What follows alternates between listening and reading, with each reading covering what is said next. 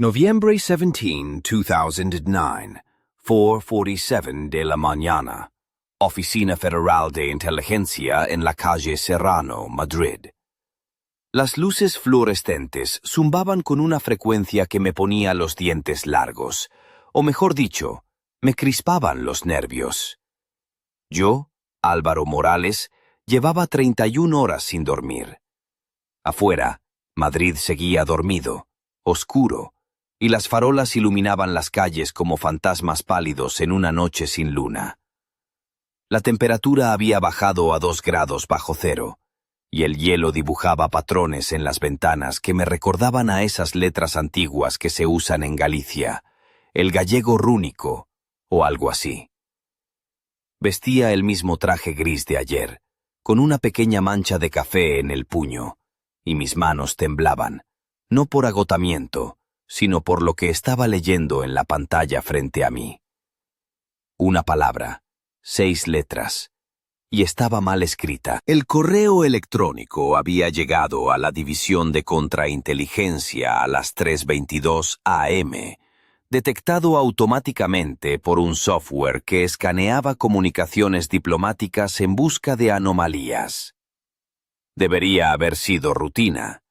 Un asistente comercial de bajo rango en el consulado ruso en Barcelona enviando detalles de compras a Moscú. Pero el tipo había escrito sweat, sudor, cuando quería decir sena. Sena es un color, o una hierba, no sé. Un error insignificante, humano. Pero la respuesta del destinatario llegó en 11 segundos. 11 segundos, Álvaro, 11. Revisé los datos de enrutamiento 3 veces. La respuesta salió de un servidor en Moscú, pasó por 2 proxies en Bucarest y Estocolmo y llegó al consulado ruso en Barcelona. Físicamente imposible. Ni las respuestas automáticas tardan tan poco. A menos que el destinatario no estuviera en Moscú, sino ya en Barcelona, usando el servidor moscovita como disfraz. Volví a mirar el correo original por 40ª vez. El error estaba ahí, como una grieta en un muro perfecto. Y entonces lo vi. La respuesta no corregía el error, lo usaba. Color, no precio. Como si fuera un código secreto. Ambos hablaban como si el error fuera intencional, un mensaje cifrado. Cogí el teléfono, pero dudé. Mi jefe era un tipo de la agencia. Llevaba 23 años en el juego. El hombre que me entrenó, que me enseñó a detectar patrones rusos.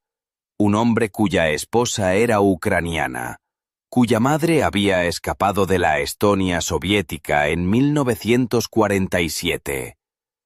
Un hombre cuyo apellido se me antojaba más un monumento a la oposición a Moscú que un simple jefe. Pero, ¿y si él era el que estaba en el otro lado?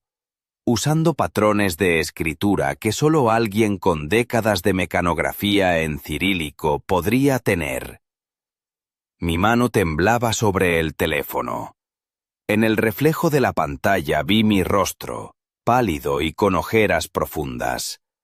Afuera, una sirena rompía el silencio de la calle Serrano. En algún lugar, a pocos metros, detrás de paredes y puertas blindadas, se encontraba la mayor penetración rusa en la historia de la agencia.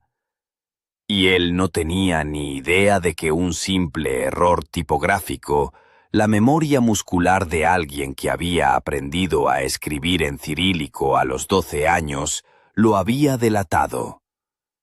Mientras meditaba, pensé en la ironía. 22 años infiltrado y un maldito error de tecla lo había acabado. Casi me reí solo, porque en esta historia ni los mejores espías son inmunes a un pequeño fallo, como cuando intentas hacer una tortilla y se te rompe la yema. Pero en este caso, la tortilla es la seguridad nacional. ¿Quién iba a imaginar que la caída de un gigante podría empezar con una errata? Pues aquí estoy, en Madrid, y esta es solo la punta del iceberg. Pero lo que viene después, créeme, no tiene nada de rutinario. A las 6 de la mañana, la luz gris del invierno madrileño empezaba a filtrarse por las persianas de mi despacho en la agencia. Mientras sorbía un café que sabía a cartón mojado, ya podía ser mejor, que con lo que pago en la máquina merecería un café con estrella Michelin. Repasaba los archivos de Robert Martínez, mi compañero de departamento, y hasta ese momento, ejemplo de lealtad y profesionalidad. Pero aquella madrugada todo cambió. Robert, o Roberto para los amigos, era un hombre de casi 56 años, con el pelo entrecano y unos ojos azules que parecían atravesarte como una lanza. Siempre impecablemente vestido, con sus camisas blancas y corbatas de tonos sobrios, y unos zapatos de piel negra que brillaban más que el suelo recién fregado. Siempre llevaba un reloj clásico, un Omega que había heredado de su padre, y un anillo sencillo en la mano izquierda, probablemente de boda. Era el tipo de hombre que inspiraba confianza, pero también tenía un aura que te hacía pensar que, si se enfadaba, mejor salir por piernas. En el fondo un santo, pero con un lado oscuro que nadie había imaginado. Cuando me fijé en el patrón de escritura de sus correos, las alarmas saltaron. La coincidencia era abrumadora. Los errores tipográficos, el ritmo, la velocidad, hasta las pausas para pensar. Todo apuntaba a que Roberto no era quien decía ser. La realidad empezó a desmoronarse frente a mí como un castillo de naipes en una noche de tormenta. Me senté, cansado, y pensé en la mujer de Roberto, Carmen. La recordaba bien. Una mujer de unos 40 y tantos años, de figura esbelta y elegante, con un vestido de seda azul oscuro que abrazaba sus curvas con discreción. Siempre llevaba unos tacones que hacían un sonido metálico al andar, como un pequeño tamborileo constante que se te quedaba en la cabeza. Su cabello largo, moreno y brillante caía en ondas suaves sobre sus hombros, y sus ojos, grandes y oscuros, tenían un brillo que mezclaba ternura y determinación. Carmen era la perfecta esposa española, dulce y fuerte a la vez. Pero, ¿qué sabía ella? ¿Sabía que el hombre con el que compartía la vida era un fantasma? Un fantasma que había caminado entre nosotros durante más de 2 décadas, con una identidad tejida con mentiras y medias verdades. Mientras mi mente rebobinaba los hechos, una frase resonó en mi cabeza, como un eco. El espejo está roto. No era solo una metáfora, era la clave para entender todo, porque ese Roberto no solo estaba espiando para otro país, sino que había estado reflejando la imagen que nosotros queríamos ver. Era una sombra perfecta, un doble agente que nos había engañado a todos. Y mientras la nieve ligera comenzaba a caer sobre Madrid, yo sabía que estábamos a punto de desatar una tormenta mucho más grande que la que azotaba las calles. Una tormenta que pondría en jaque a toda la inteligencia española y sus aliados. Pero, ¿cómo detener a alguien que había aprendido a pensar como nosotros? ¿Cómo cazar a un hombre que llevaba 22 años siendo el espejo de nuestra confianza? Por mucho que intentara encontrar la respuesta, solo una cosa era segura. El juego acababa de comenzar. Y esta vez, las reglas se habían roto para siempre. El reloj marcaba las 9 de la mañana cuando entré en la sala de reuniones de la agencia en Madrid. La luz del sol invernal atravesaba los ventanales, iluminando el rostro de mis compañeros, que se mostraban tensos, como si intuyeran que estábamos al borde de algo que cambiaría todo para siempre. Allí estaba Roberto, ajeno a que su vida se desmoronaba gota a gota, como un castillo de arena ante la marea. Su traje azul marino ceñido resaltaba la figura atlética que había mantenido a base de correr cada mañana por el retiro. La camisa blanca impecable, con los puños perfectamente abrochados, y la corbata de seda granate con pequeños dibujos geométricos le daban un aire de hombre serio, profesional. Pero sus ojos, normalmente firmes, tenían un brillo esquivo, como si presintiera que algo no iba bien. El ambiente se cortaba con cuchillo. 4 agentes de la Brigada de Información estaban listos para entrar en acción. La operación llevaba meses preparándose en silencio, y ahora, en aquella sala, todo se decidió en segundos. De repente, la puerta se abrió y ellos entraron, con paso firme y miradas implacables. Roberto apenas tuvo tiempo de reaccionar. Las esposas aparecieron en sus muñecas antes de que pudiera decir palabra. «Quiero un abogado. No tengo nada que declarar», fue lo único que dijo, con voz calmada pero firme, como si recitara un guión aprendido. Me quedé mirando, con el corazón en un puño. Habíamos atrapado a un hombre, pero ¿qué pasaría con la verdad detrás de esa máscara? ¿Cuántas mentiras habría tejido para mantener su farsa? Durante los interrogatorios, Roberto mantuvo su postura. Decía ser un agente leal, víctima de un terrible malentendido. Pero la evidencia era aplastante. Su patrón de escritura, la conexión con los correos sospechosos y, sobre todo, la incongruencia de su historia. Entonces llegó la llamada que nadie esperaba. Habían encontrado la tumba del verdadero Roberto Martínez en un pequeño cementerio de Burgos. El cuerpo había sido exhumado, y el análisis de ADN confirmó algo que nos heló la sangre. No había relación genética con el hombre que teníamos frente a nosotros. La verdad empezó a tomar forma, una verdad tan compleja como inquietante. Roberto no era Roberto. Era alguien que había vivido una mentira durante más de 20 años, con una misión que nadie podía imaginar. En una entrevista con su esposa, Carmen, la fachada se resquebrajó.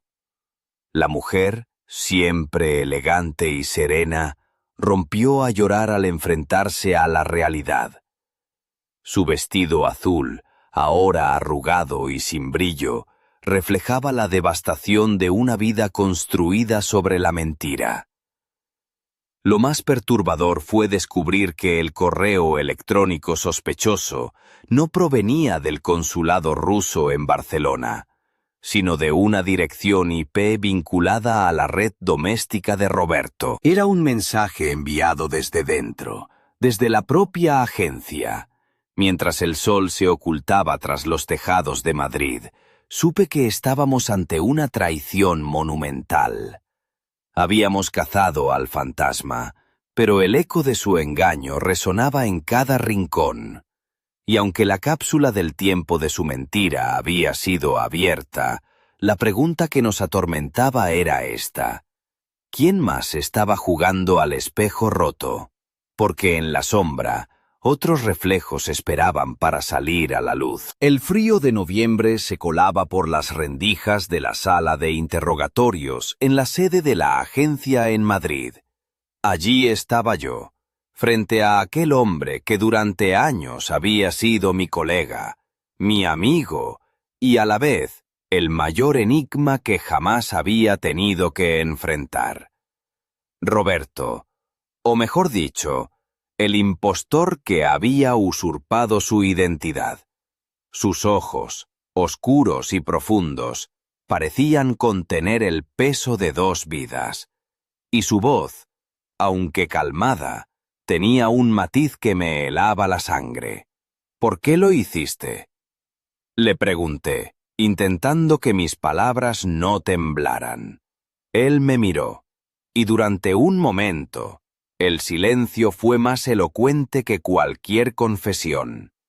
Entonces, con un suspiro, comenzó a hablar, y su relato me llevó a un mundo que parecía sacado de una novela de espionaje, pero que ahora era mi realidad. Se llamaba Alexei Volkov. Nació en un pequeño pueblo de Galicia, pero su vida no había sido lo que parecía. A los 19 años fue reclutado por un servicio secreto extranjero, entrenado para desaparecer, para reinventarse. Su misión: infiltrarse en la agencia, convertirse en uno de nosotros y desbaratar desde dentro. Su voz, grave y pausada, tenía un acento que se esforzaba por ocultar, como si cada palabra arrastrara ecos de un pasado que quería sepultar. Me habló de años de doble vida, de noches sin dormir, de momentos en los que la línea entre Alexei y Roberto se desdibujaba hasta casi desaparecer. Mientras escuchaba, no podía evitar fijarme en su apariencia. Vestía un traje oscuro, con una camisa blanca que dejaba entrever un cuello ligeramente desabrochado, como si la tensión del interrogatorio le hubiera hecho perder la compostura habitual. Sus manos, grandes y fuertes, temblaban ligeramente, y en su muñeca izquierda brillaba un reloj antiguo, un detalle que parecía demasiado humano para alguien que llevaba una vida de mentiras.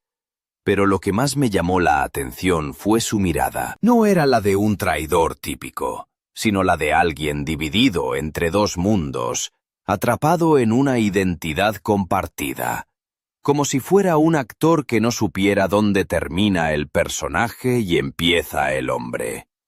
Me explicó cómo había usado un sofisticado sistema de comunicación basado en mensajes ocultos en fotografías que compartía en redes sociales, aparente inocencia, para esconder secretos que podían cambiar el destino de naciones. Me habló de una red de agentes dormidos, dispersos por toda España y Europa, esperando la señal para actuar. Y, sin embargo, confesó que no todo había sido fácil.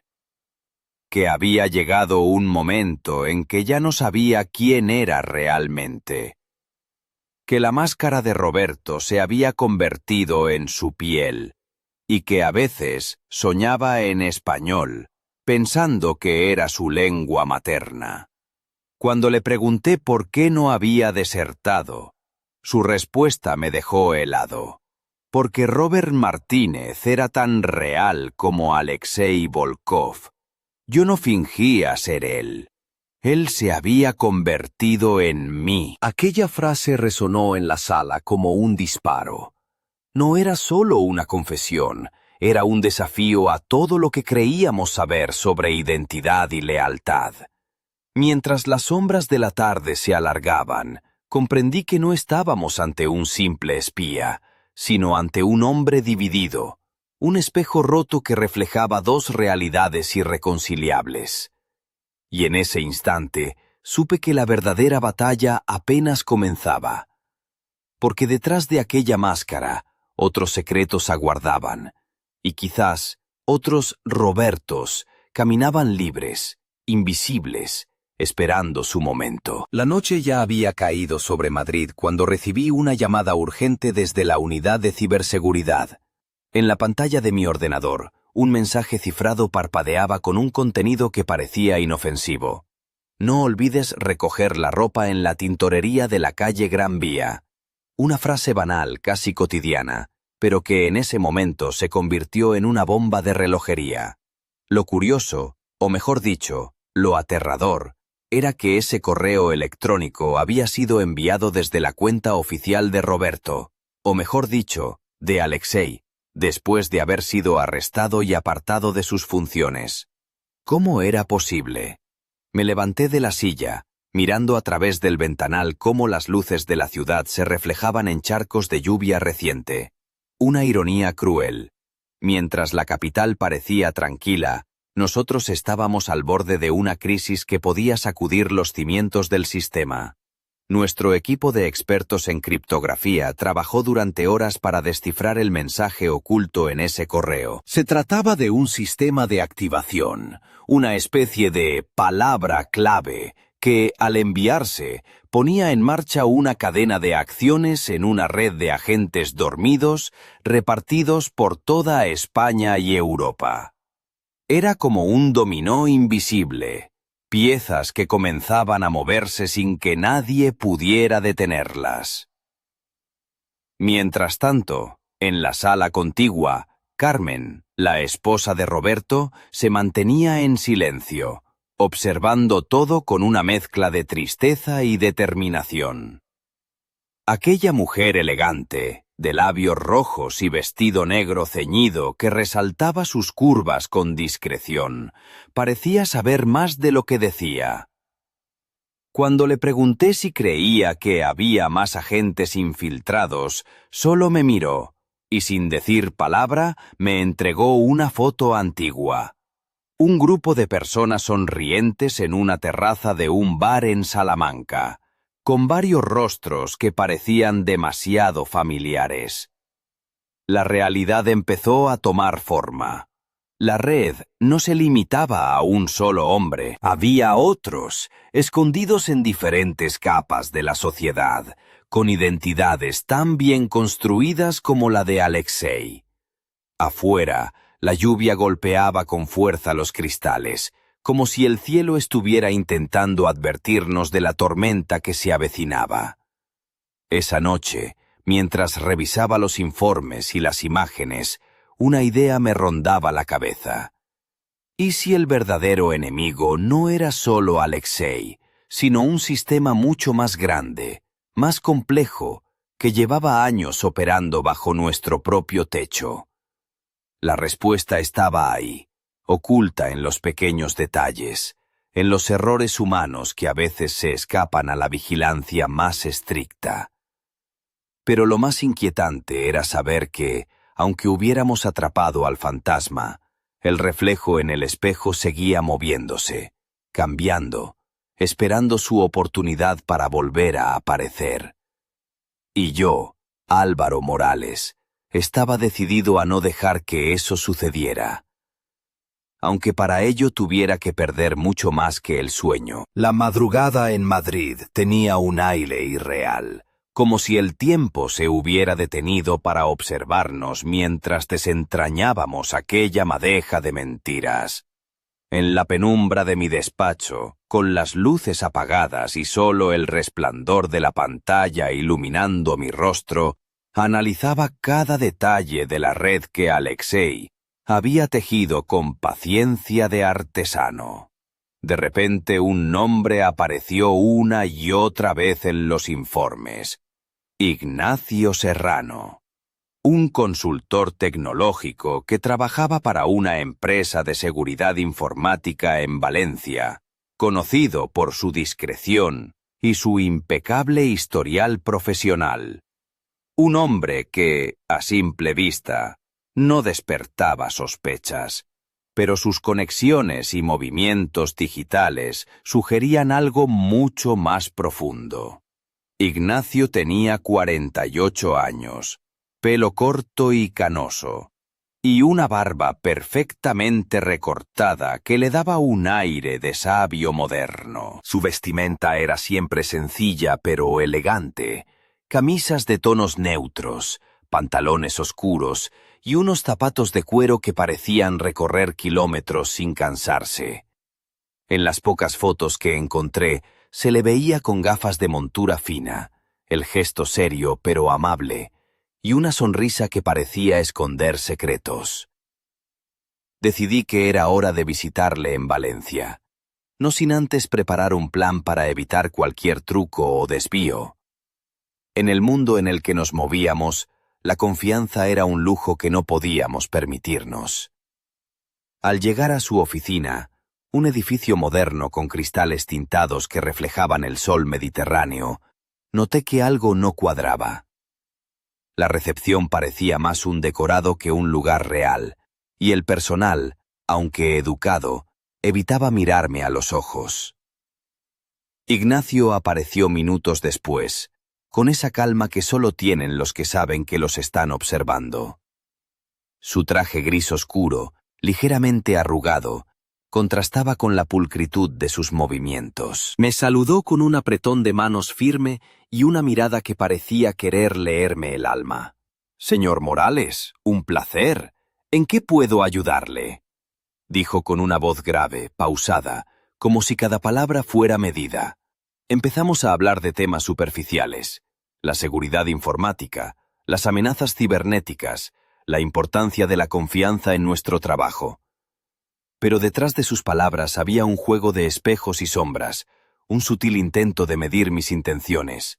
Cuando le pregunté directamente sobre su relación con ciertos correos electrónicos y conexiones sospechosas, su sonrisa se hizo más fina, casi burlona. «A veces, señor Morales, las cosas no son lo que parecen. En este juego, las apariencias engañan». Su voz bajó un tono, como un secreto compartido. «¿Está seguro de estar buscando en la dirección correcta?». Salí de aquella oficina con la sensación de haber entrado en una trampa invisible. Ignacio Serrano no era un simple consultor, y yo estaba empezando a darme cuenta de que la red tejida por Alexei era mucho más extensa y peligrosa de lo que imaginaba. Mientras volvía a Madrid, una pregunta me martillaba la cabeza. ¿Cuántos más como Ignacio estaban infiltrados en nuestras vidas, ocultos bajo la fachada de ciudadanos normales? Y en el horizonte, la sombra de una traición aún mayor comenzaba a alargarse sobre nosotros, lista para caer en el momento menos esperado. La tarde en Salamanca tenía ese encanto melancólico propio de las ciudades antiguas. Calles empedradas, farolas que parecían susurrar historias y plazas donde el tiempo parecía haberse detenido. Fue allí, entre cafés con olor a café recién molido y hojas secas que bailaban al viento, donde decidí seguir el rastro dejado por Carmen, la esposa de Roberto. Ella había entregado una fotografía antigua tomada en una terraza soleada, donde un grupo de personas sonreía despreocupado. Entre ellos, varios rostros me llamaron la atención. Hombres y mujeres que parecían demasiado cercanos para ser simples conocidos. Y lo más inquietante, algunos de ellos tenían acceso a información sensible, posiciones clave en diferentes instituciones del país. Mientras caminaba por la Plaza Mayor, pensé en Carmen. Aquella mujer de vestido negro ceñido, labios pintados de un rojo intenso y mirada profunda, que había vivido 2 décadas al lado de un hombre que no existía. Me pregunté cuántos secretos guardaría y cuánto habría sufrido en silencio. En uno de los cafés, con una copa de Rioja frente a mí, empecé a revisar los nombres y perfiles de los presentes en aquella foto. Todos tenían algo en común: perfiles impecables, reputación intachable, vidas aparentemente normales. Pero en el mundo en el que me movía, eso era justo lo que más sospechas despertaba. Decidí contactar con un antiguo colega, Marta, experta en análisis de redes sociales y comportamiento. Marta era una mujer enérgica, de cabello corto y rizado, siempre vestida con colores vivos que contrastaban con su personalidad analítica. Me ayudaría a trazar conexiones invisibles entre aquellos nombres. Mientras repasábamos datos y cruzábamos información, una frase de Marta quedó grabada en mi mente. En este juego, las sombras no solo se ocultan, también se multiplican. Y tenía razón, porque cada nombre en esa fotografía era una pieza de un puzzle que aún no terminaba de encajar. Una red que se extendía más allá de lo imaginable, desde despachos ministeriales hasta empresas tecnológicas. Salamanca, con su historia y sus secretos, se había convertido en el epicentro de una conspiración que amenazaba con sacudir los cimientos de nuestra seguridad. Pero lo más aterrador era saber que, mientras perseguíamos sombras, alguien nos observaba desde la oscuridad, preparando el siguiente movimiento en un tablero donde la única regla era no fiarse de nadie. Y yo, Álvaro Morales, estaba dispuesto a descubrir la verdad, aunque eso significara enfrentarme a fantasmas que creía enterrados para siempre. El sol de la mañana iluminaba las estrechas calles de Toledo cuando recibí la noticia que nadie quería oír. Elizabeth Herrera, una analista veterana del Centro Nacional de Inteligencia, especializada en comunicaciones y señales, había desaparecido sin dejar rastro. Su figura, siempre impecable y meticulosa, era conocida en los pasillos como una mujer de mirada intensa y pasos decididos, vestida casi siempre con pantalones ajustados y blusas de seda que resaltaban su porte elegante y profesional. Elizabeth tenía 19 años de experiencia, una carrera brillante y acceso a información ultrasecreta sobre redes de inteligencia extranjeras. Pero la última vez que la vieron, salía de su casa en la Sierra Madrileña rumbo a un pequeño aeródromo en Castilla-La Mancha. Nunca llegó a su destino, y desde entonces ni una llamada, ni un mensaje. Mientras el equipo de búsqueda se desplegaba, yo repasaba mentalmente cada detalle. Elizabeth era una mujer que había construido su vida con disciplina férrea, pero también con una pasión oculta por la música clásica, que a menudo compartía en una vieja grabadora que llevaba siempre en su bolso de cuero marrón. Su desaparición no era casual. Era parte del rompecabezas que estábamos intentando armar. Un movimiento estratégico de alguien que conocía demasiado. Alguien que sabía que la red que habíamos descubierto se estaba cerrando.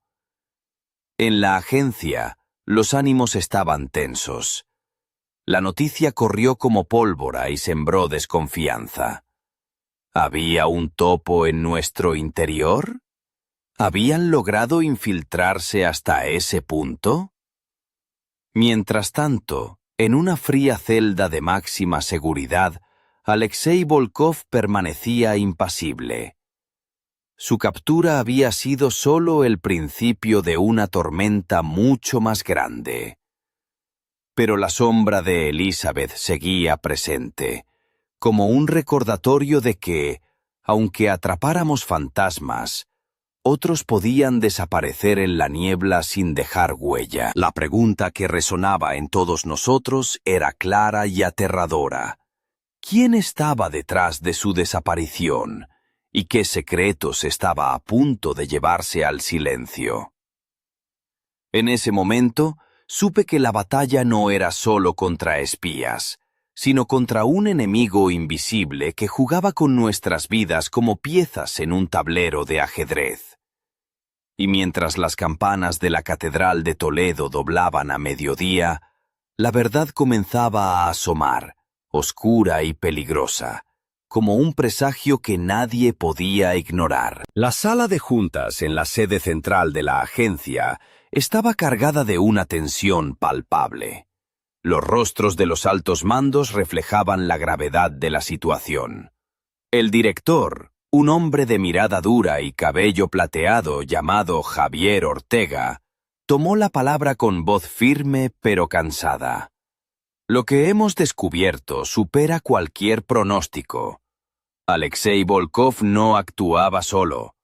Hay una red que ha penetrado nuestras defensas durante décadas, infiltrando no solo agencias de inteligencia, sino también instituciones clave del Estado.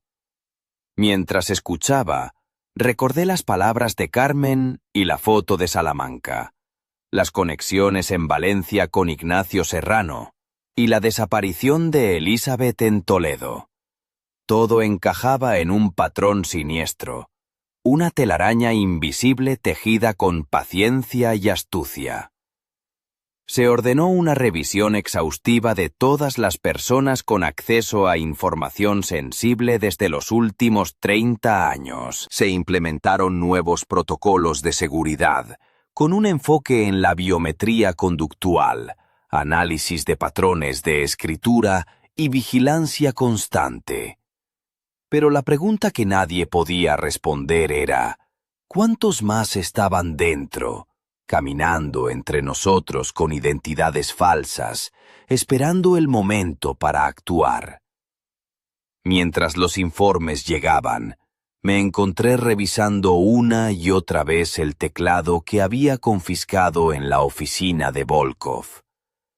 Un viejo teclado mecánico, con las teclas gastadas y algunas marcas de uso intenso.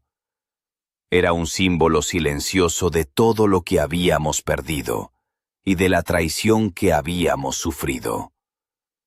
La agencia había cambiado para siempre. La confianza, ese pilar que sustentaba nuestro trabajo, se había fracturado.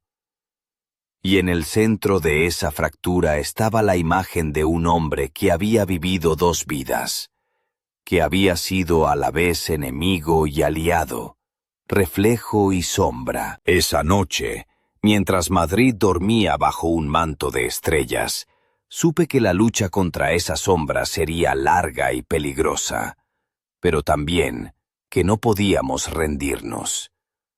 Porque en el espionaje, como en la vida, la verdad siempre encuentra una grieta por donde colarse.